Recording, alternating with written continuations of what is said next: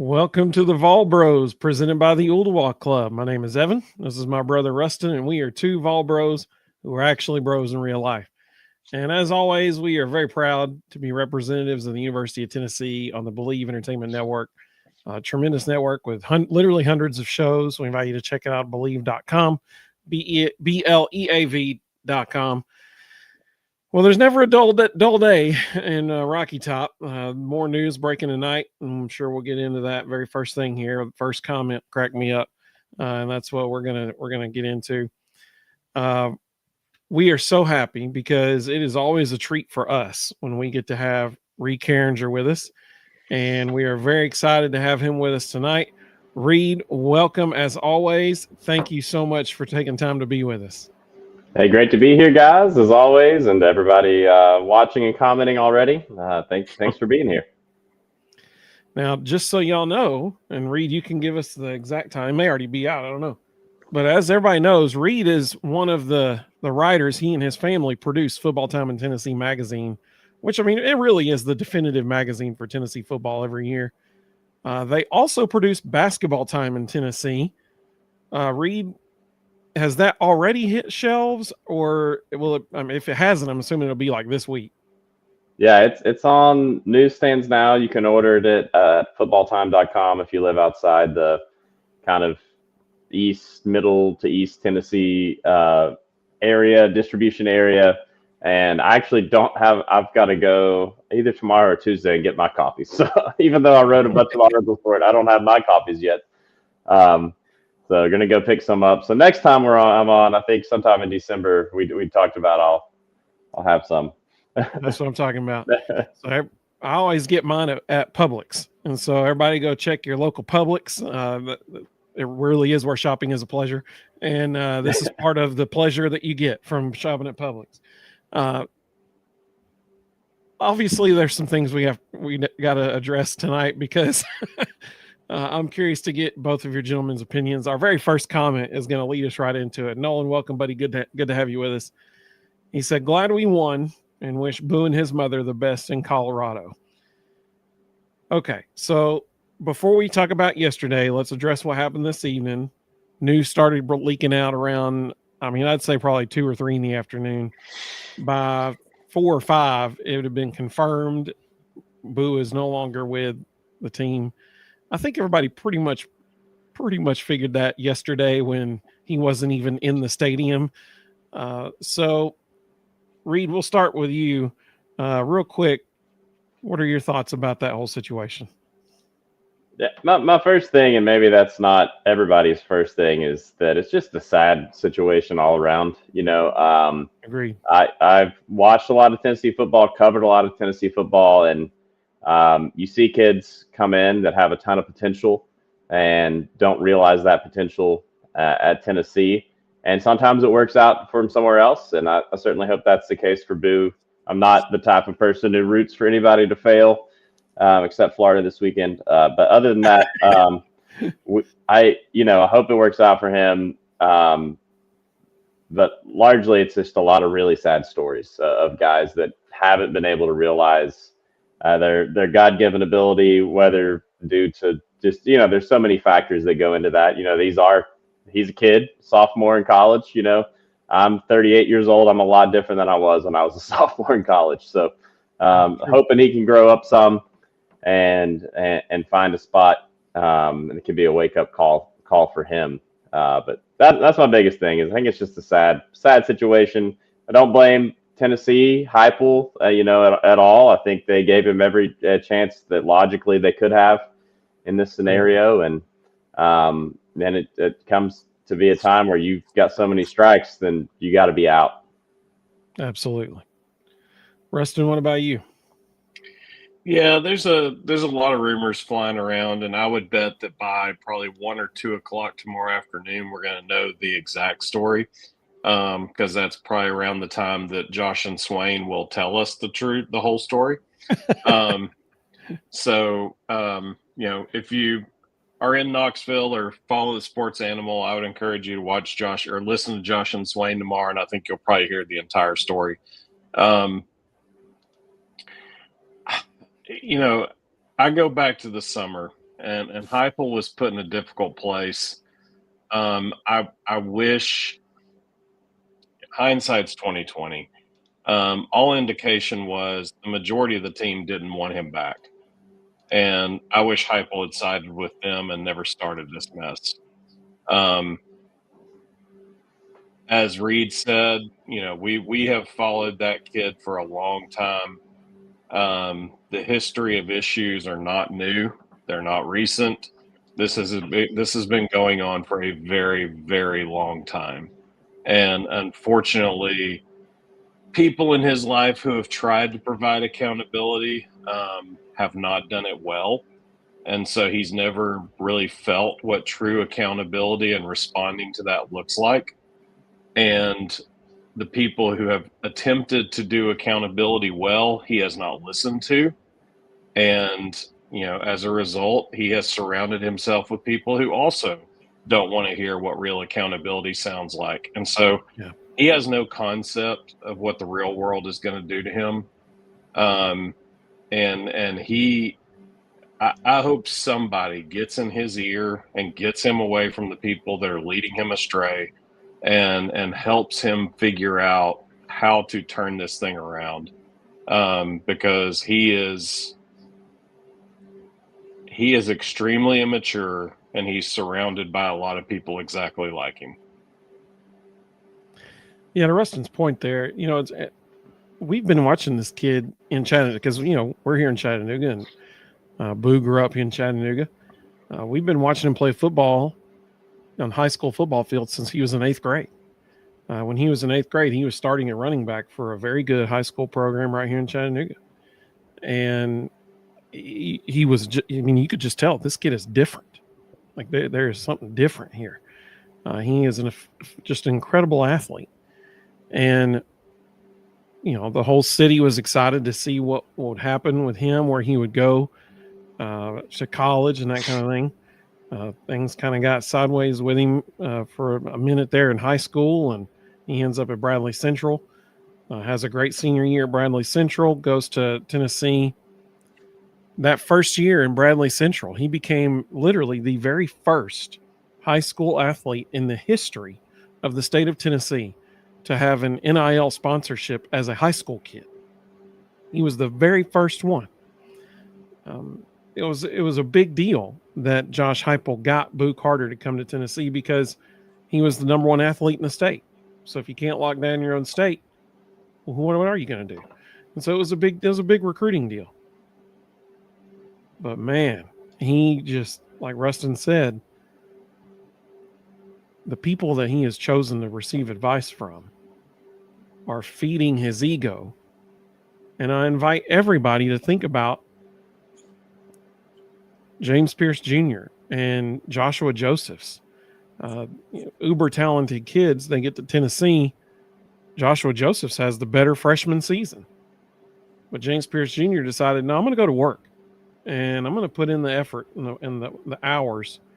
And he turns around and has an incredible sophomore year and starts putting his names up on draft boards, waiting for the end of the next season.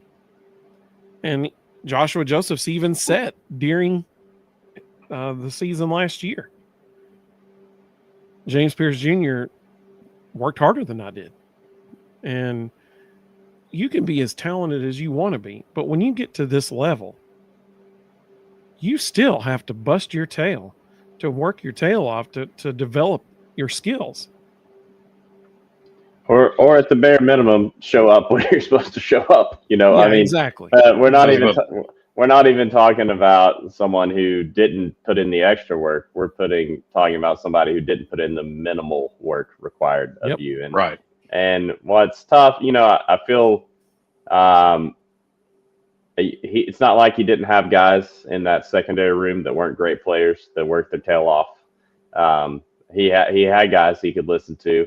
And it's not a failure of Heupel or Tennessee on the eval either. Like you had to take him. You look Michigan, Ohio State. Look at his offers. Florida. All the top schools in the country offered him. So it's not a eval failure. I'm sure they knew that it was going to be challenging when they took him. And you just hope that it works out, and you hope that he grows up in college and structure and oversight and all that, and he hasn't yet. So just as a human being, hope he can figure it out wherever else he ends up. Absolutely. If you include high school, because you have to assume probably by the end of Christmas break he'll know where he's going. If you include high school, this will be his fifth school in 3.5 years. Not a great sign. That's exactly right. Some of the comments that came in, Jonathan said, hello, Evan and Ruston chat family. Glad we finally pulled away last night. Hope none of the injuries yesterday were serious injuries. I totally agree. It's going to be one of my points. Jonathan said, I'm glad Boo's no longer on the team. He should have never been let back on the team at the start of the year. He's been a liability. John, welcome, buddy. Good question here. He says, does Tennessee still owe Boo any money since he's been dismissed? That's a great question. And, I'm sure all the lawyers are going to be figuring that one out and all the minutia of the paperwork. Tennessee should – yeah, go ahead, Reed. I was going to say that's part of the problem with the way NIL is structured or not structured right now is it's kind of still the Wild West in a lot of ways, even though we've had some new rules to how all that works this year. But I'm sure Tennessee's got a pretty good handle on what they may or may not be responsible for moving forward. Just knowing Tennessee is my guess.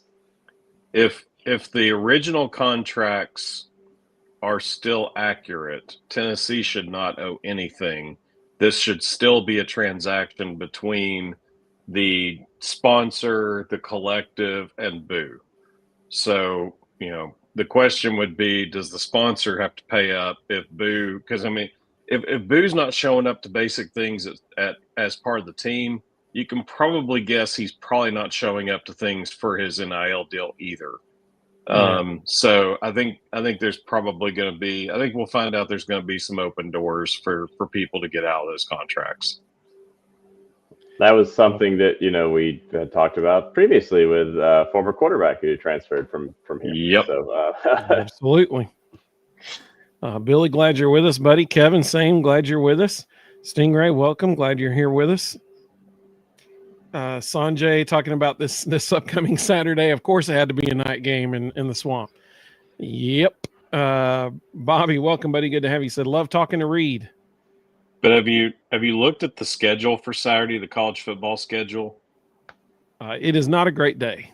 It's the worst weekend of the year. They really didn't have a choice. Tennessee, Florida had to be the primetime game because there was nothing else. Bobby, thanks for tuning in. But yeah, I think this week 2 of college football and then the second to last regular season weekend are always those kind of, I feel like, what are we doing? Well, I'll put it to you this way. On the college football pick'em challenge, I try to pick the 10 most important games of the week. Washington State at James Madison made the list this week. Thanks.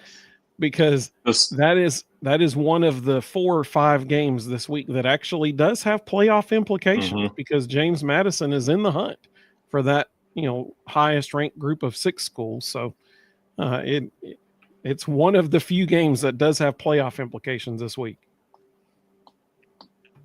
Wow. Jonathan said, hello, Reed. Welcome back. Always good to be here as an honorary bro. Absolutely.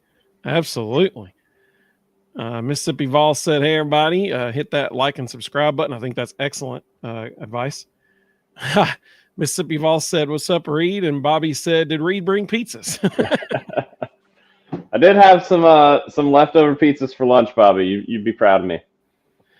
Reed, Christopher Gabriel wanted me to tell you that you owe him a pizza with sausage and garlic on it. I can do that. I have the technology. How does those ship? Not well, unfortunately. I haven't figured out the shipping thing, or else I could probably be printing money, and I'd have a whole studio back here instead of a half-finished garage office. I'd love to see UPS dealing with a pizza with a lot of garlic on it for about 4 days in a truck.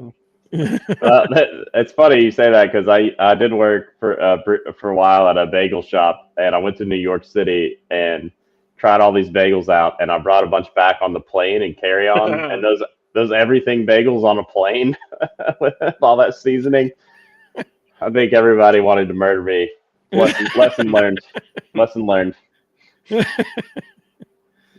Robert, welcome, buddy. Glad you're with us. He said Boo didn't want to be involved, not as much as he wanted money, I guess. I don't know. Let's see. Jared, welcome, buddy. Good to have you. He said Boo's mom posted a medical report trying to sell an injury. An injury wouldn't have kept him away from kneeling last night. That's exactly correct.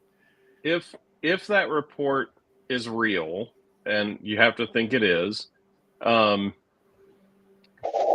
technically he is dealing with some injuries. The report clearly shows that he's got a couple of pulled muscles. He's got some tendonitis.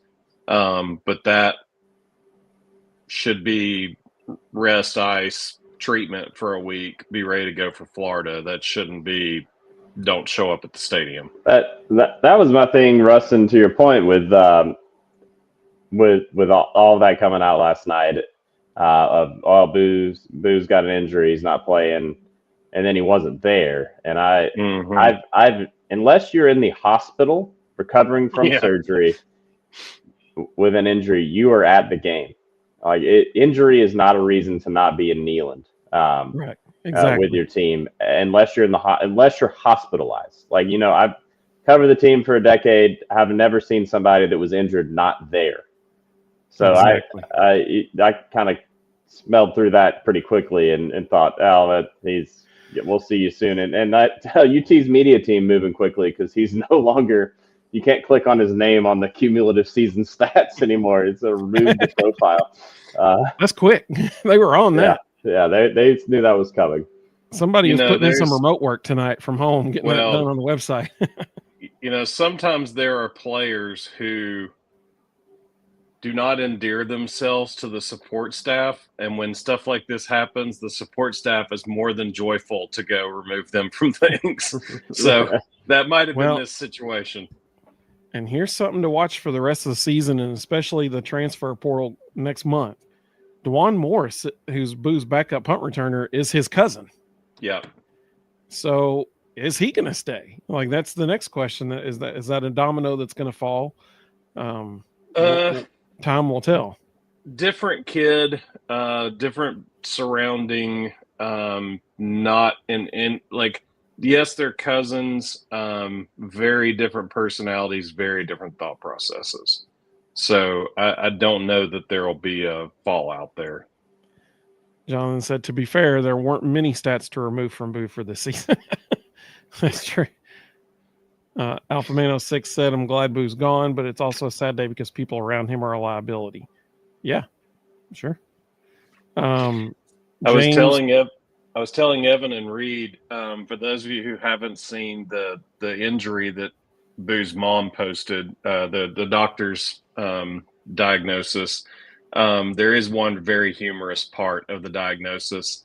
Apparently the MRI was done at an imaging center that does a lot of different things, and they forgot to change the header at the top, and it says that his diagnosis came from the breast center.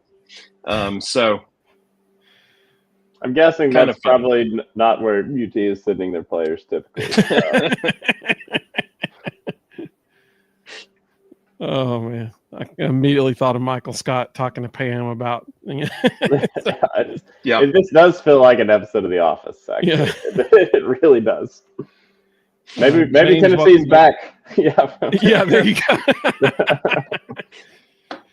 go. James said, Evan, I was right on the multiple interceptions, a defensive touchdown. You were. That's right. Richard is our traveling buddy. He is in Arizona tonight. He was in Oregon 2 days ago. So, Richard, glad you're with us, buddy. Let's see. A couple of questions about Heupel and LSU. We'll come back to that at the end. Richard said, I think if we win the line of scrimmage at Florida, we'll win the game. We might get Reed's thoughts on that, too, here in a little bit. Well, let's talk about yesterday. Reed, what were your general thoughts and takeaways from yesterday? Yeah, I mean, this is a point of conversation in not only here but multiple group texts I have with friends that were at the game, and I just it was an underwhelming performance. Wasn't a super Agreed. focused performance, especially off a bye week. I don't know how much you can take away from a game with New Mexico State, even off a bye before Florida and Vandy. I don't know what to read into it long term or even short term in the next 2 weeks. So we can just talk about what happened on the field because I don't know that it really means anything for the next week or two. Um, the one thing I will say is got to quit turning the football over. Amen. It's going to be hard to win on the road in the SEC if we lose turnover battle. Going to be hard to beat Vanderbilt if Tennessee loses the turnover battle. So that's the only big takeaway that I have there. And that was a point of conversation we had coming into this season. Is Joey going to start with turnovers? I'll take some if the deep ball's back. Well, the deep ball's back, and I haven't charted them, but I'd say probably half of the turnovers that have actually happened were his fault. He's been let down by his receivers a lot. Maybe not even half.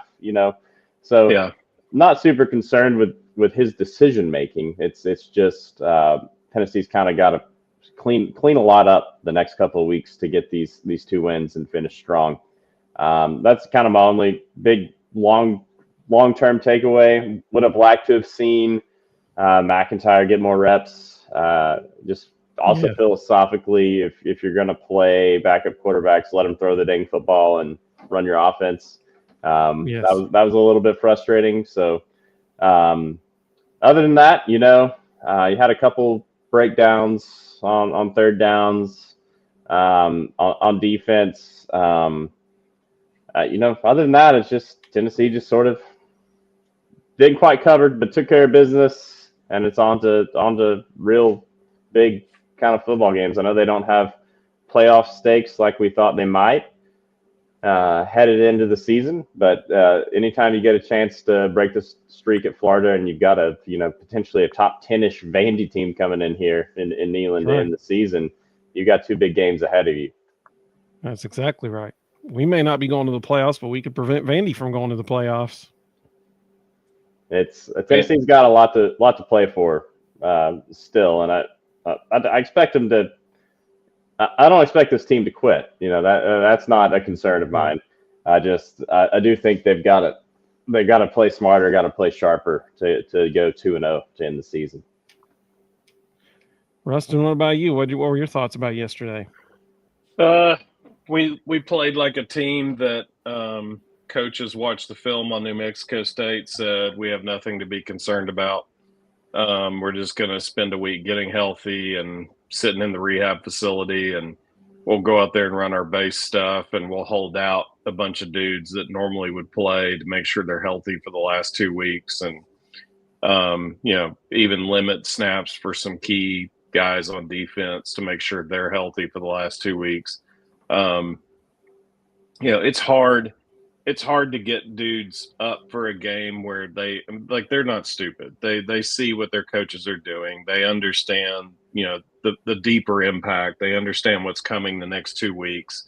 And, they recognized, okay, clearly we're not focused on this. The priority this week is get healthy, get in the treatment facility, don't get hurt Saturday, and, make sure the next 2 weeks we're on. I wouldn't even be surprised if Tennessee spent a good part of this week preparing for Florida, because they just went out there and ran their base stuff the whole game. They didn't add anything. They didn't show anything new. So, it came at a good time in the season to just have essentially a built-in win bye week, get some guys healthy.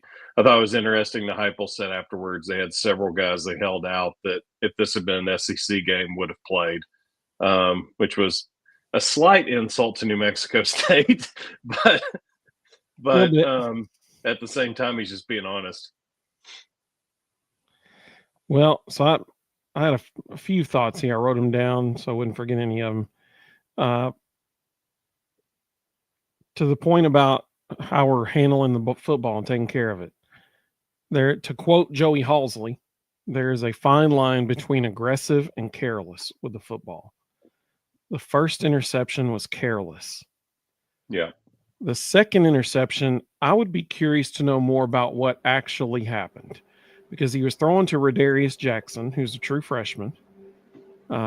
They were clearly one of the two of them was not where they thought the other one was supposed to be. That's all I'm going to say. Because Rodarius is cutting off a route, in the middle of the field, and Joey's letting it float down the field. Even if Rodarius did cut off the route that wasn't supposed to happen, Joey still probably shouldn't have thrown it, because, he threw it literally, just lobbed it up directly to the safety in the middle of the field. So I would be curious to know more about what was called, what Rodarius was supposed to do. Is Joey giving him a 50-50 ball with a guy who's not as big as him? Because Rodarius is a big old dude. Is he giving him a 50-50 ball? I don't know. But the first one was careless. The second one. I want to agree with you there, Evan. Like, real time, I thought that's a true freshman. That ball was not anywhere near the receiver. We've seen him overthrow a few, but not like that. It looked like about 20 yards. It looked like a miscommunication from the get, especially given who was playing receiver. And that's no slight on Tennessee's true freshman receiver Jackson at all. It's just knowing how that works, and he's getting some run early. And I agree. I wish they didn't really show a zoomed out replay in the game, so I didn't get to see kind of the all 22 look of that. But my guess is you're absolutely right, Evan. In real time, I thought that looked like a miscommunication between the two of them. They did show Joey's reaction, and he immediately turned and looked at the sideline like, what is he doing? So that's usually a good indication. Yeah. So I'm glad we all had the same reaction to that one. It's still a turnover, right? I mean, it still counts, but yeah, I don't expect some like big throws down the seam to Jackson at Florida or Vandy, but we'll see. Yeah, that's fair. When you run the wrong route and cause an interception against New Mexico State as a true freshman, you don't get in the main games. Another thing I think we saw yesterday is that Jake Merklinger is definitely leaving after this season. That would have been reported. Even Austin Price reported that. Everybody's apparently common knowledge up in Knoxville. He's let it be known he's leaving. And to Josh Heupel's credit, he did put him out there for 3 plays as the second guy, and he is our backup, so we're going to play him and thank him for his time here. But then the last 2 series he gave to McIntyre, and it was George did a good job. That first rollout pass, they went play action first play, and he put it on the money. There's a question in the comments about next year. We'll get to that here in a little bit too. One of the interesting things, and I hope that this is what Heupel was referring to after the game. We'll see. Time will tell. But I said when they lost their 3rd game, at that point I said that's it. We will never see Jermod McCoy step on the field for Tennessee ever again. And I said I sincerely hope that other people don't, since there is no playoff at stake anymore, I sincerely hope that other people don't sit out games and if they know they're going to get drafted, i.e. Joshua Josephs. And he did not play yesterday. I know it could be because they're saving him, for SEC games, and I hope that's what happens. We will find out Saturday night. No, they treated him just like Arian Carter yesterday. And there was one other, Tyree West. They limited his snaps significantly. He hardly walked on the field. I could be wrong, but I would expect those guys to play. I'm hoping they do. I could be wrong. Yeah, I think it's different if you're coming off just a kind of devastating knee injury in the off season versus just banged up in the mid season. To me, I'm with Ruston there. It looked like they treat those guys like you would somebody who's just banged up. And that's, to your point, guys, too, as a fan, you can sit here and say, well, don't you take every game go 110%? But you can't. Like, you cannot do that. That's not how we have finite resources. We are finite beings. You can't do that. You kind of have to plan your season, your roster, your participation, all of that in a way that is most advantageous to you when it comes to winning a football game. So, and I think, maybe an underwhelming game, but I think Tennessee didn't do anything to hurt itself next week or against Vanderbilt Thanksgiving weekend. Well, and I mean, let's be real. They were right. I mean, they won 42-9 without trying and sitting several of their best players. I mean, clearly the film was not overwhelming. Right. I think the biggest storyline coming out of this game, though, is how serious are the injuries to Wendell Moy and especially Miles Kitselman. I'm being totally honest with you. As soon as Peyton Lewis hit Miles Kitselman in the left side of his knee, I immediately thought, oh, man, I hope his ACL is okay. Because I watched Ruston get his ACL torn. I watched it happen. And it is exactly what happened in that play with Miles Kitselman. He got hit on the left side of his left knee. I watched it happen. And that's literally exactly what happened yesterday to Miles Kitselman.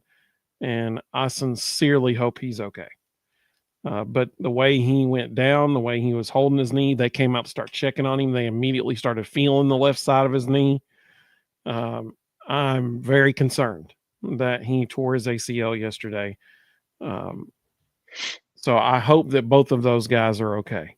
I hope they are. Obviously, you don't ever want this to be the case because you don't want somebody's season to be over. But if there was a position where we could be okay with an injury, it might not be the worst thing if Ethan Davis and Deshaun Brain get more snaps. So, well, I did think it was interesting with Ethan Davis. Last time they were on the field, they had a 4th and 1 situation and they threw it to Jack Van Dorselaer. Yesterday, they had a 4th and 1 situation and they threw it to Ethan Davis and he made the catch. Yeah. That's a player that I feel like has a lot to give that hasn't been utilized yet. Yep. So speaking of Ethan Davis, yeah. Absolutely. Some of the comments that came through, Bobby said, Perlotti is all over the place and looking tough, but he's got to clean up the late hits. So the deal yesterday, he came in. I know he was probably trying to reach and, deflect the pass, but he brings his hand down and just nails the quarterback right in the head. Well, they're going to call that every single time. Every single time they're going to call that. So he got to do better with that one. I'm going to tell you right now, there's not a defensive coach in that building telling him to stop. You don't ever want to slow down a guy that plays like that. You live with the penalties and you go, hey, one of two things is going to happen. He's either going to injure that dude and we're not going to have to deal with him anymore, or for the rest of the night, that dude's going to have Jaden Perlotti in the back of his mind and always wondering, where is he? Is he close?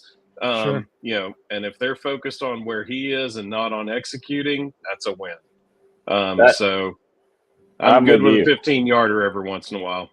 I'm with you. One, you can't coach that kind of speed and recognition. Nope. You just can't.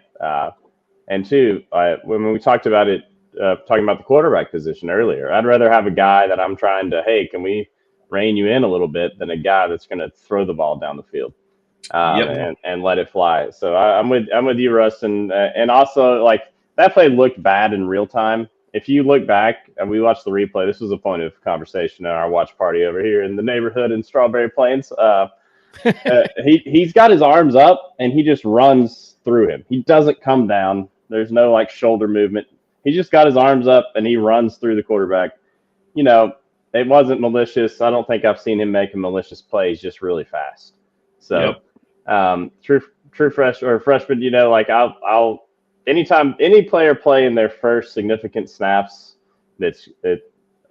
I'll say, hey, slow him down a little bit. But I didn't see anything that I thought, man, what an idiot. Right. I haven't seen anything like that from him yet. I agree with your point, though. I mean, obviously, you can't have 2 15-yard penalties a game from any player. But I think they'll figure it out. The only thing I saw yesterday that I was like, you idiot, what are you doing? Was I think it was Ben Bolton. No, it was Carson Gentle when he hit the dude out of bounds on the punt return, I think it was. And the dude is like, literally, he stopped running. He's just standing out of bounds. And Carson runs. And I'm like, dude, you just gave him 15 yards. I mean, that was the only one I was like, come on, man. That wasn't the best play in the world. Let's see. Rhonda, I'm so sorry. Rhonda's dad passed away yesterday. She said he was the biggest Tennessee fan you could ever meet. Rhonda, I am so sorry. I assure you I will pray for comfort for you and your family. I'm so sorry. It puts this into perspective, right? Like it's still just a game. There's bigger stuff in life for sure. Some of the other comments, Matt, welcome, buddy. He said Perlotti needs to start somewhere. Let's see. I was thinking about this after the game. We're probably going to have this the 2 deep linebacker core back next year. And a room that at the beginning of this year, we were going, holy cow, it's T-Lander and Arion Carter and nobody else. We have no depth there. Next year might be the strongest position on the field because you've got T-Lander, Arion Carter, you got Perlotti, you got Jaden Harmon, you got the Burns kid. Like they've all gotten a decent amount of run. And Edwin Spillman. All of a sudden, instead of being not sure what we got, it's, hey, we got 6 dudes that can fly in there and do stuff.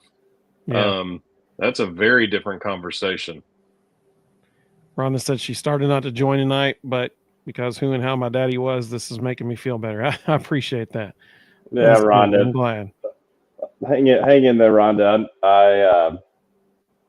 It is. I think that's the thing that people miss about sports is, my love of Tennessee comes from my family and the people around me that love Tennessee growing up, and even now being able to go to games or and take my kids or go with friends. It's a relational thing as much as it is entertainment or sport. So it's such a big part of our lives. And thanks for being here, Rhonda. That's well said. Absolutely. Richard said, I think the players on defense will have a new desire because they might be glad Boo's gone. Nolan said, I actually want a guy that you need to say whoa to. And yeah, that's what Reed and Ruston were saying as well. Jonathan said, I think the award for craziest game of the year has to go to South Carolina, Texas A&M. That's fair. That was bonkers.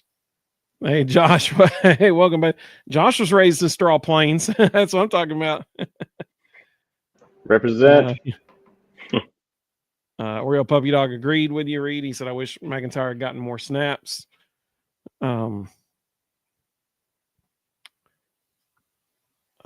Bobby said, how do we protect these young guys from the portal and still pick up a QB1? So we'll come back to that here in a minute because that's a good question. I won't talk about the quarterback, but it is hard. And I'm not this old curmudgeon that's like anti-NIL or players being able to transfer anything. But it is hard when you get excited about a freshman or somebody to really be all in now. Mm-hmm. I feel like there's a level of college football now that didn't exist a few years ago where you're thinking, man, this guy's really good. And you're just kind of scared to be excited, because you don't know what it's going to look like. They could be gone in 6 weeks, 4 weeks, 2 weeks. Yeah. Who knows? Well, and legitimately, I was thinking about this yesterday. So Merklinger, he was a high 4-star guy coming out of high school. He's now got 2 5-stars coming in behind him. One's already there with McIntyre and then Faison Brandon. It almost makes you wonder if you are even a high 4-star guy, should you go to a mid-major or a group of 6 school start for 2 years and, develop your game and then be the hot commodity on the transfer portal market and step right into that Power 5, playoff school and start immediately. It makes you wonder because, right now, for all practical purposes, Merck's just sat for 2 years. And so, do you go play somewhere else knowing that I'm going there for 2 years? Now I'm going to go play big time ball. I don't know. It makes you wonder. I think you'll maybe see more of that. We're seeing more of that across the board with recruiting, right? Like Bama and Georgia don't have 2 deeps of 5-stars sitting on the bench anymore because they're going somewhere else to play. But right. there's a lot of stuff with the game that's going to continue to change drastically and quickly, I think, in the next 5 years. And I think recruits thinking will catch up like that as well, especially if those guys can say, hey, we're not sinking a bunch of money into all these other positions, but we'll throw $1 million at you, or $500,000 at you. So it's going to be interesting. That's not a bad. Tennessee's obviously had success with transfer quarterbacks, so Tennessee's not the only one when you look around, even the rest of the SEC. Rhonda agreed with you, Reed, on your assessment about college football is more than just the football. It's the memories we have with our families, and absolutely. Jonathan asked a good question. He said, "Do you think Arion Carter will be back next year?" I think so. Yeah, I think so. Right now, he's not real high on draft boards, so I think he needs another year on film for them to really move him up. Back to what we were just talking about real quick. I think it was Lane this weekend. I've listened to so many coaches talk this weekend. I'm not positive, but I believe it was Lane who made the comment that every Saturday night after the game, people start calling their players. And he didn't say it from a like he wasn't saying it from the lens of people were poaching him. He was talking through the lens of it was every team every Saturday night. That they're all calling everybody else's players, talking about the future, and how just completely out of control it is. Yep. Well, let's talk about our player of the game. This was the hardest one to answer for me. I got plays of the game. That's cool. But player of the game was the most difficult one. So Reed, who was your, and y'all let us know in the comments too. Some folks already have. I've starred those to come in. Reed, who was your player of the game yesterday? Well, I'm going to go. We've talked quite a bit about the secondary and the struggles and the lack of depth now. I'm going to go with Ty Redmond yesterday. I think we've all seen his potential since that first game against Syracuse. I got picked on, exposed a lot against Georgia, as you would expect. A true freshman and one of probably the preeminent coach in college football, as much as that pains me to say. But I think that's one of those guys I was thinking about earlier when I was thinking, man, I'm really excited to see how his career goes because he has so much potential. I think you've seen him weather the ups and downs of a tough season. And I thought he really showed, hey, like I can be the guy next year for Tennessee this season, and thought he had a really good game yesterday. One of Tennessee's most highest graded players, him and Colton Hood. And those two can be a force, I think, in that secondary. And really, Tennessee needs them to be a force in that secondary next weekend and the weekend after that. But I thought it was a big game for him, maybe a big game for his confidence too, because I know he's got all the ability in the world.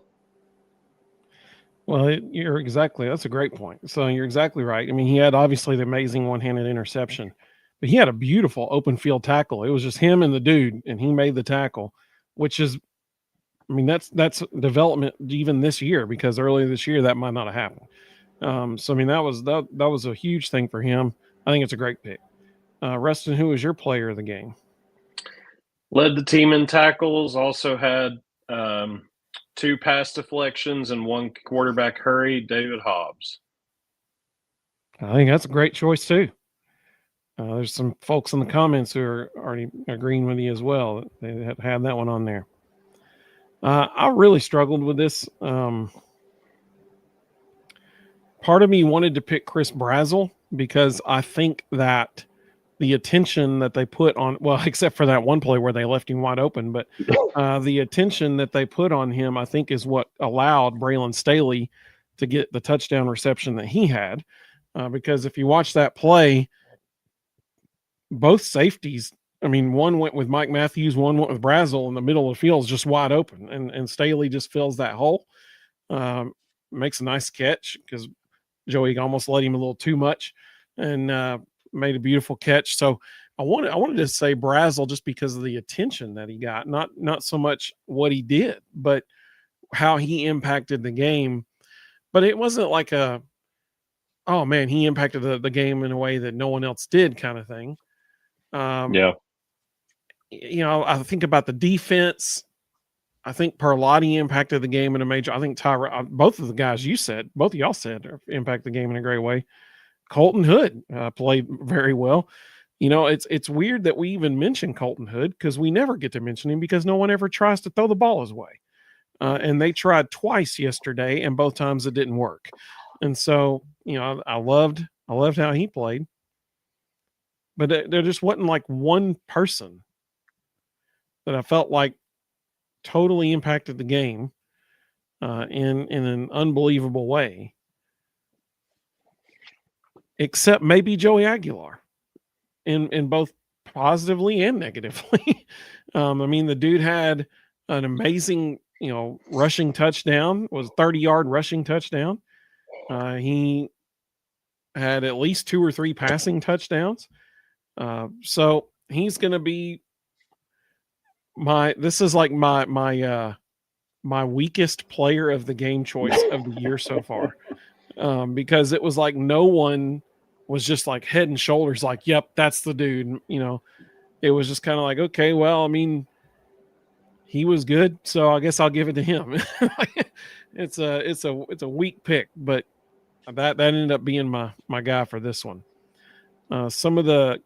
Go ahead, Reed. Well, I think that's the thing about Joey is I think he's shown, if he throws a bad pick or, something goes wrong, he's coming back out there and they're running the same offense. They're still going to dial up the deep ball. They're still going to let him make the decisions. They have totally different from last year, right? Right. I think you just continue to see that. And I love that. I love that as a fan of the sport. I think it speaks a lot to the coaching staff and to Joey and just their confidence in that, hey, we know what we're going to have some misses and we're still going to go out there and let it fly. And you continue to see that. And that if we had seen the opposite of that yesterday, I would have been very worried. That's a great point. So I understand the pick, definitely, Evan. Mina Lackey, welcome, Mina Lackey. Good to see you. Channel member. She said William Wright. I love it. That's a great choice. Super happy for William Wright, by the way, as well. Just thrilled for him. Couldn't happen to a better guy. That's great, man. Matt said Jaden Perlotti was his player of the game. Rhonda agreed with him. Stingray agreed with him. Mississippi Vol said he gave it to Ty Redmond. Slim said David Hobbs. Matt agreed with that. Stingray said that's a great choice too. Let's see. John said, I agree. Reed Redmond was my player of the game as well. Richard Grindstaff said David Hobbs, 5 solo tackles, 2 assists, his best game. I 100% agree with that. This was his best game as of all. He was making stuff happen. He was impacting the game, that's for sure. I can think of one other game this year that was be close, but I'd say this was his best one. Let's see. Matt said Hobbs, Redmond, Perlotti, something in common here. Finally, defense. How about that? Absolutely. Matt said Hood too for sure.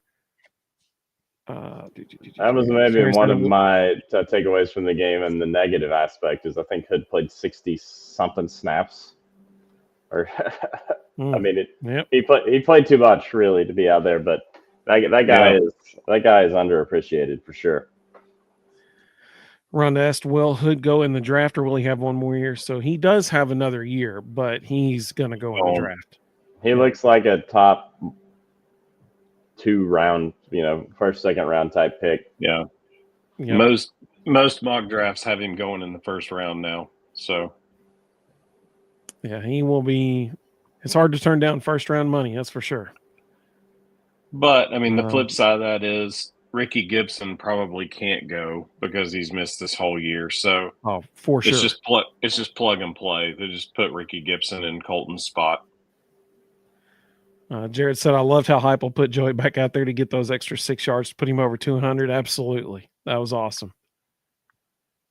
Well, so let's do our play of the game. Now, I might surprise you all, but I have like 2 or 3 that I'm going to mention here. But Reed, we'll start with you, and y'all let us know in the comments too, what was your play of the game? I got several starred already that I'll put back up on the screen. Reed, if you could pick a play from yesterday, what was your play of the game? Well, mine is going to relate to my player of the game. And, Tennessee opens the game, forces a punt. New Mexico State moves the ball a little bit. Balls march down the field, throw a pick. Defense bails them out. Turnover on downs, get the stop. Vols score a touchdown. So kind of you think, all right, things are going well. And then next drive, 4 plays in, Ty Redmond makes – he's got the guy smothered and covered, Waffle House style. And then he picks him off with one hand, just really athletic. It was a physical play and it was an athletic play.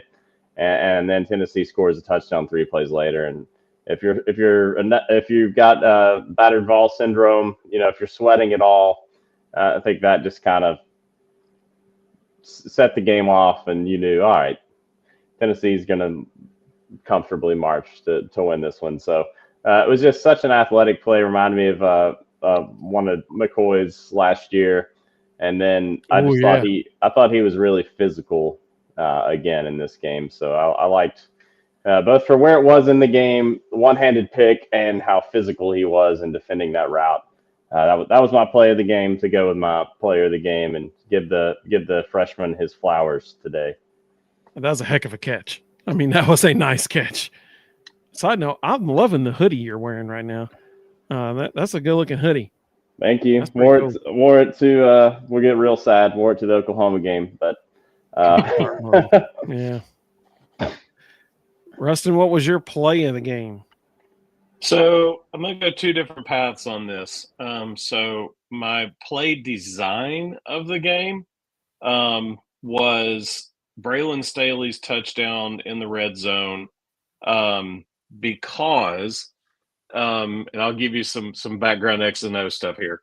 So this is a Seth Littrell special, 100%. Like, this is not a Josh Heupel play call. This is Seth Littrell's influence on this offense. So the old line in the air raid is, on the goal line, you run shallow cross. Run shallow cross, run shallow cross, run shallow cross. Everybody who's ever been around the air raid knows that it's coming. Because it's hard to cover guys crossing the whole field in all that clutter because you don't have a whole lot of space. If they're playing zone, the guy who's running the crossing, the shallow crosser, if he recognizes it's zone, he can turn the shallow cross into a sluggo and immediately get vertical up the middle of the defense. So if you watch the replay, the linebacker, who clearly knows shallow cross, he's a crosser, I'm just going to pass him to the next guy. Like, you can literally watch the linebacker step up to Braylon Staley. He sees him start to cross and goes, oh, that's a crosser. And he slides him over to pass him to the next guy. And Braylon just puts a foot in the ground and gets vertical right past him, wide open. It is air raid 101. Just gorgeous play design. And Joey almost missed him. Luckily, Braylon made a great catch because Joey wasn't ready for him to be that wide open. But gorgeous play. But on any other week, that would have been my play of the game because I just love the scheme. But when you have national analysts taking a clip of one little play and showing it nationally for anybody who will watch because it was so freakish, Jaden Perlotti steps up.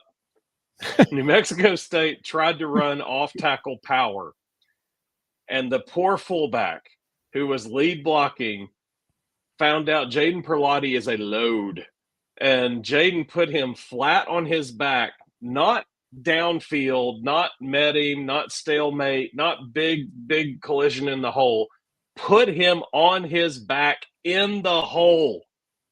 Okay. For those listening who don't know what a big deal that is, human beings don't do that. Like that is not normal. And Division I athletes don't get pancaked as a lead blocker in the middle of a hole. And not only did he get pancaked, he got decleated. And so when you see Cole Kublik,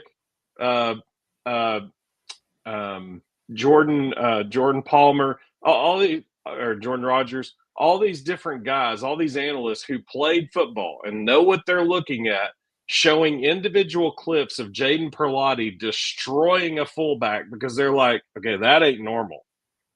Human beings don't do that.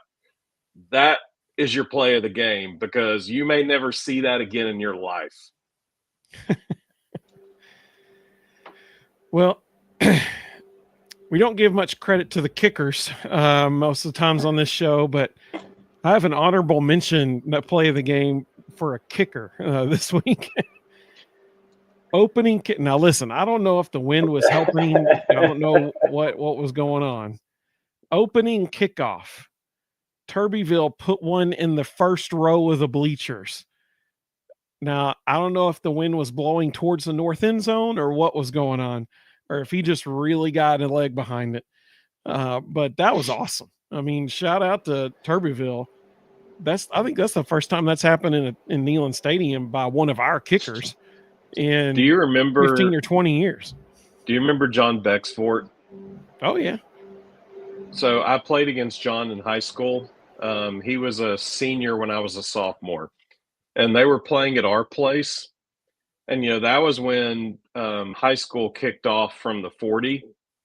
He kicked every single kickoff through the uprights.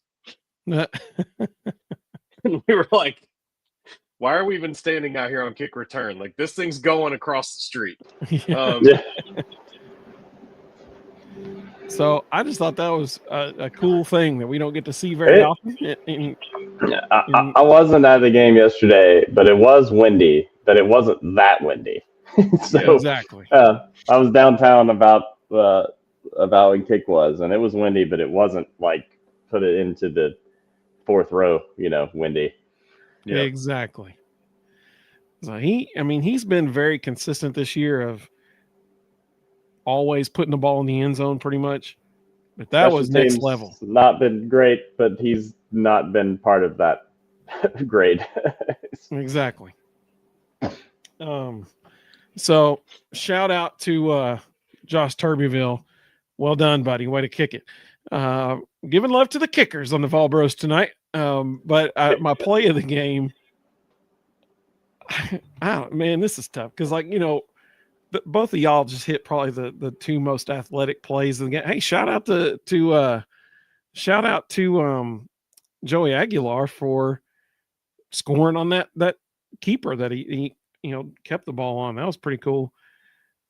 It was not the most athletic play of the game that I'm going to pick here. But, man, you just got to feel so good for the guy. William Wright's pick six. I mean, you got to be happy for the kid. Former walk-on. This is his last year, and he's made the most of it. He's gotten on the field actually quite a bit this season. And yesterday, he just happened to be in the right place at the right time. And I think it was it Tyree Weathersby that batted the ball. I can't remember. I think it was Tyree Weathersby. It might have been Dominic Bailey, actually. Somebody got their hands up. Great play by that person. Got their hands up, tips the ball up in the air, and kudos to William Wright. The best part, scoring was great. The best part of the whole play was the pure elation and joy that came across him when he ran through the end zone, and he didn't stop sprinting. Like he runs through the end zone and then runs the whole length of the curve of the south end zone bleachers all the way back to the sideline. He was running for his life. He knew they were coming. He was trying to find cover. It was awesome. Forrest Gumped it. Yeah.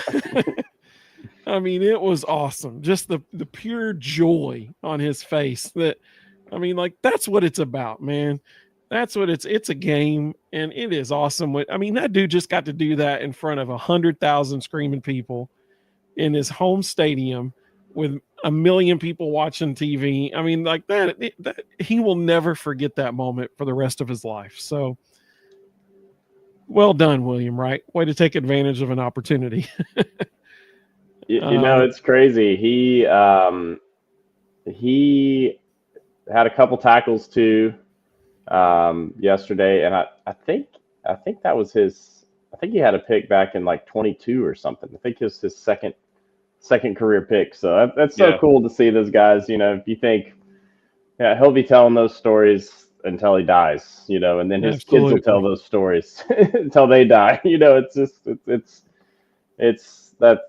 That's just cool stuff. I totally agree. Audrey said her plays of the game were William Wright's pick 6, Perlotti knocking the soul out of New Mexico State's quarterback, and Redmond's one-handed interception. Yep. We agree as well. Some of the other comments that came through there. Let's see. Greg, hang on, I started. Let's see here. There it is. Greg said the pick 6. Jonathan said, Hood's going to be a first-round pick. Hopefully McCoy maybe comes back, but he won't either. He'll be a first-round pick as well. Slim said Braylon Staley's one-handed touchdown catch. Richard said, did you see the smile on William Wright's face on the pick 6? So happy for this guy. Absolutely, man. Totally agree. I had a pick against UT Martin in 2022. So not a pick 6, but a pick. That's what I'm talking about. Two career picks. Both in Neyland. So that's cool. That's pretty cool. Matt said flying out to Connecticut at 5 a.m. Woo, man. Well, I hope you have a good flight, Matt. I hope you have a good flight, buddy. John said I have 2 plays of the game. We allow that around here, as you know, with me. He said, yeah. He said the one-handed pick from Redmond and the second one is the pick 6 from William Wright.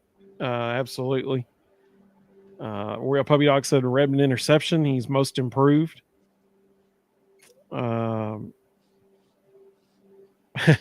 Mino Aggie said when Perlotti hit that guy, it was like boom. Yep. He plays like a stick of dynamite. He's fun to watch on that hit. He's fun to watch. John said I would give another honorable mention to Perlotti almost killing that poor quarterback. That was impressive. Mino Aggie said Perlotti is a freak of nature in the best way. There's so much that's speed, but a lot of it's recognition too. If you watch that play that Ruston highlighted there that's getting kicked around Twitter and stuff, he recognizes that immediately. Because there's so much when you watch, especially you may not catch it live, but if you watch a replay, guys are a half a step later, they miss a tackle. It's a lot of times it's more recognition than athleticism. They're just a little bit slow to recognize. And for him to be not only that fast and that physical, but his recognition to be that quick, man, future's bright. It is a rare thing for a linebacker to get downhill faster than a lead blocking fullback. And he didn't just get downhill faster. He beat the dude to the hole and then just destroyed him. Some of those guys look back, and New Mexico State guys look back like, what Yeah. Like they just saw a ghost. Matt said, John Bexford, I went to church with him and his family when I was a kid. He was my hero. He said he was a tremendous soccer player. I bet. So pick it. In high school, one of our end zones, behind the end zone was like what do you call it? A long jump pit, then a track, then a road, and then the gym. John Bexford had a kickoff in high school that hit the gym. Okay. That's like another 50 yards past the end zone. Nolan said, I love seeing a random senior get a big play like when a senior walk-on makes a 3 in basketball. Absolutely, man. Let's see. Bobby said, play of the weekend was the Texas State Trooper shoulder checking not 1 but 2 South Carolina players. And then he got removed from the game. Yeah, he found out the hard way that there's cameras everywhere. Yeah, absolutely. And what a doofus that guy was for doing that. Unbelievable. Well, Reed, we're going to end our show by transitioning to basketball. If everybody doesn't know, I think I could probably accurately say that basketball is Reed's first love. And so, obviously, the Lady Vols and Vols have tipped off their seasons. Vols, I think everybody could agree, is off to a solid start. They haven't played tremendously difficult competition yet, but they're off to a solid start. The Lady Vols is very different. It looks like they're playing up or down to their level of competition. What are your thoughts thus far on those two teams, Reed? Yeah, it's interesting. I think I could lump them both together. Maybe I think the biggest takeaway I have so far is turnovers have hurt them both. And maybe we should expect that when you're running out new rosters and roster combinations like both teams are this year. Especially with Caldwell's kind of philosophy of you're running out your 5, and if your 5 is new, then the backup 5 is new, and Tennessee's playing 10, 12, 13 players, the men. It's wild. They both this season are averaging 15 turnovers per game, both the men and the women. So too many, and that's more than last year. I think the Vols, the men were at 10, around 10 per game last year. The Lady Vols were at 14, so still turned it over, but they're gonna have to clean that up. Lady Vols are so close to knocking off NC State, and then maybe the conversation we're having about them is different, no matter how they played against Belmont or whoever. That game, kind of thought they would lose that, just with the roster turnover and kind of finding their roles and figuring things out, but. That's one that you look back on and think, would have been nice to have. And the guys, I think are really starting to find kind of their lineups, their rotations, and their roles a little bit quicker. Been really impressed. Somebody mentioned it earlier mentioned our boy JP Estrella coming up big this season. Man, he's been a really big surprise, and I thought he would. I thought he would play a big role on this team, but I've been very impressed with just his skill to score from multiple spots, and I know he's going to end up playing a lot of bigger. There we go, Bobby. I know Tennessee is going to face some bigs, but it's been a long time since Tennessee's had a skilled scoring big, in the paint, and just I like the makeup of this team. He's was leading the country in offensive rebounding percentage earlier this week, JP Estrella. Him and true freshman, shout out to Nate Ament for being the co-leading rebounders on the team. So Ament putting some work in on the boards, getting dirty too. So I don't know. I'm still really high on the men's basketball team, and I think the ladies will figure it out as the season progresses. But I'm looking forward to seeing what the men Vols do tomorrow night. I think 8:30. Late tip. I'm gonna have to drink a nighttime cup of coffee to make it through, but I'll be watching. Reed, let me ask you this: do you think that this is Rick Barnes' deepest team he's had since he's been at Tennessee? I think it's his deepest team and his most talented team. Yeah, and that maybe won't equate to more wins or not, but I think there's so much more athleticism. You know, we watched those teams a couple years ago that were just, they would smother you defensively and they would struggle to get a shot off. They couldn't create a shot, didn't have any shot creators. And then you got Dalton Connect in, and then you got Chaz Lanier in, and now you've got multiple guys who can get their own shot, and you got a guy in the paint who can get his own shot. And it's really just a really different makeup on the offensive side, I would say. Plus, you've got some rim protection that has been missing. I know Akpara, but you've got not just Akpara this year. I really, really love the ceiling of this basketball team. And it's been a while since I wrote it, but for basketball time in Tennessee this year, I think I had Tennessee 10th-ish headed into the year, which is still higher than they're ranked in the polls. So I was high on them before the season, and I think they're going to crack into that top 10 for sure at some point this season. Totally agree. Yeah, Chris Dortch had him ranked preseason number 7. He was very high on him. He felt like, this is a deep team for Rick. I'm excited for him to see how they progress throughout the year. That was cool. You all had Chris on the show. That I really liked. I always loved talking ball with Chris back when I was on the beat. So I got to catch that one after the fact, and that was good, guys. Thank you. We loved having him. He's the man.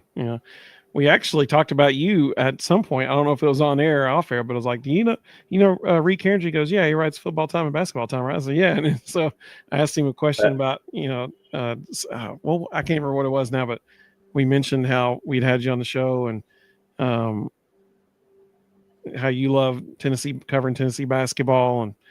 And so it was cool. I can't remember what all we said, but obviously we said nothing but great things about you. You're leaving out, you edited that, but no, yeah, Chris was great. I always liked talking ball about him, and he's somebody who you could tell just loves basketball, Oh yeah. And anybody that's that passionate about something I always love talking to. So I was glad y'all had him on. That was cool. Nolan said the girls honestly just need to play more together. They're talented, but losing Ruby hurt us from an experience standpoint. That's very true. I hope that's true. And I think we have a coaching staff that's going to solve the problems, but I don't like their body language and I don't like their lack of sense of urgency. And they've got to develop both of those things. Yep. They need to play hard all the time, not just when they feel like they need to. Bobby said Barnes seems to be given the green light more this year. I agree with that. I've never seen a more green light Barnes team at Tennessee. Yeah.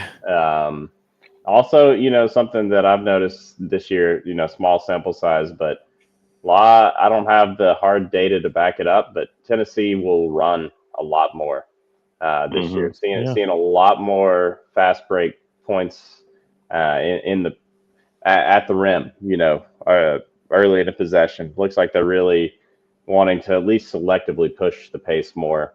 And I know that their pace numbers aren't a ton higher, but I think they had 22 some fast break points the other night. There'd be games last several years where you had 8, 6, 4, So I think some of this athleticism really just, and the green light combination, setting them free to let them go, is something I've been wanting to see from a team like Tennessee that should have some of the best athletes in the country. For anybody who says Rick Barnes doesn't adapt, prime example, Exhibit A this year, they're switching on defense. That has never happened ever. He has always been like a hedge and retreat kind of guy, and they're switching. the first game, and they started switching. I was like, whoa, what just happened? It was. I think what's impressed me more is they actually aren't. Well, it depends on who the 5 are that are out there. There's some roster or some groups that they are switching every screen, But there's others where they're identifying who the screen is coming for, and they're calling switch or hedge in live action. And if it's a comparable player, they're switching it. If it's Jacoby Gillespie and a big, they're not. Unless it's Cade Phillips, in which case they're letting him guard the point guard. I mean, it's the athleticism and the ability to communicate defensively is pretty insane. The other thing I'm fascinated to watch is they've got two stat stuffers in Jalen Carey and Dwayne Brown, and I'm fascinated to see how they figure out how they're going to piece them in. Like what is their role going to be? But those kind of guys allow you to be even more athletic and play faster because you know that one of those two guys is probably on the court and they're going to go clean it up. Like if it's not perfect, one of those dudes is flying at the rim and they're going to go get a putback. Carey, you mentioned, is averaging a rebound every 2 minutes, like better than that right now. That's nuts of game time. Very impressive. Very impressive. Well, I sure do appreciate everybody joining us tonight. I've tried to get to as many other questions as I could. There were a bunch of great ones, but I personally have a project that I have to finish for a client. So I do appreciate everybody joining us tonight. Reed, as always, man, you're the man. Hey, no, guys, I'm glad to be here, and I think coming up sometime next month, right, to kind of end the season, December 7th. So yeah, I got it on my calendar. Looking forward to being back. I'm glad you mentioned that because I meant to say that before we ended. So next time Reed's with us, it's going to be Sunday night, December 7th. We will actually that night we will have the entire college football playoff bracket revealed. Because that'll be at 12:15 that afternoon is when they're going to start revealing it. And so it cracks me up as 12:15. I'm like, just say 12 o'clock, but they're gonna reveal it starting at 12:15 that afternoon. And so that night we will know the whole playoff bracket. And Reed, you're finding this out right now, but we're going to reveal our brackets that night. Surprise. So with that night, all three of us will make our predictions for the college football playoff. It should be a lot of fun. By that point, we'll also have, several more weeks worth of basketball that we might be able to talk about as well. But the playoff is certainly going to dominate the conversation that night. And don't forget, we will also know that night where Tennessee is going to be playing a bowl game. After all the playoff stuff's revealed, all of the bowls immediately start revealing who's playing in their games. And so, I would not be shocked if by 4 p.m. that afternoon, people are already purchasing tickets to whatever venue it is that Tennessee will be playing at. So we'll know all those things that night. So it'll be a fun show. Everybody's going to want to tune into that one because it'll be a really good one. But Reed, we do appreciate you so much. Some of the folks coming in said, let's see, Nolan said, go ahead, Ruston. Just a quick opinion, and I really hope this happens. If the NCAA wants integrity to be a part of this process, they need to have an emergency meeting and vote that there will be no group of 5 team in that playoff this year. Like, if they take a spot and give it to some random team that has absolutely no business being in there because they're the best of the crappy teams, that's got to stop. Like you just can't have any credibility or integrity if you're going to go, well, that's our rules, that's what we're going to do. The last 2 weeks, the team who was projected to be that group of 5 team has gotten beaten. Right now, that group of 5 by a lower ranked team. Yes. Right now, that group of 5 team that's probably going to be in isn't even in the top 25. So they've got to change that immediately. Like it's ridiculous. That South Florida losing this week too, and you ended up. It's just been a wild year, and that to your point about the playoff brackets coming up, guys. We were talking about this at dinner tonight in my house. It's such an Ohio State defending champ, everybody else, right? You know, I mean, it's pretty daggum open. You know, it's going to be interesting to see how it plays out. You're exactly right.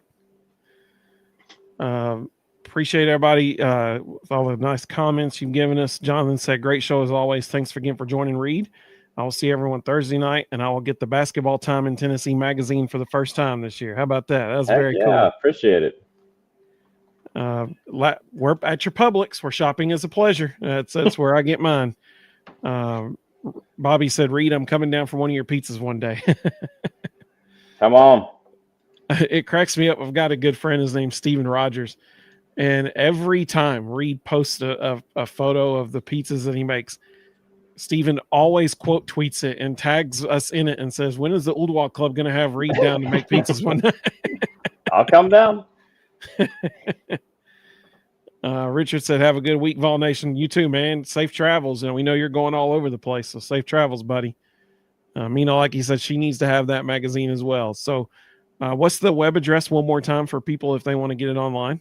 Yeah, if you live outside of kind of East Middle Tennessee, footballtime.com. You can order and it gets shipped to your house. That's what I'm talking about. Footballtime.com. Well, thank you again to Reed. Thank you to all of you and all your awesome comments. That's man, it makes the show fun. We love it. To the 572 people watching across all three platforms, thank you as well. We will be back here every Thursday night, every Sunday night, 9:00 Eastern. We hope you join us this Thursday because it's Florida week. It's Florida week, a preview show. Nolan said his dad buys Football Time in Tennessee every year. That's what I'm talking about. Reed, as we exit the show here, do you want to give any final thought about Florida this week since you won't be with us Thursday night? Oh, guys, I was there the last time Tennessee won, 2003, sitting in the top row of the upper deck with my grandmother. And it is most of Tennessee's roster was not alive in 2003. It's true. That's a good point. It's time to end the streak. We've got to end the streak. Time to end the streak, guys. Amen. Amen. That is the perfect way to end the show. I love it. Well, thank you all so much. Go Vols, baby. And we will see all of you Thursday night.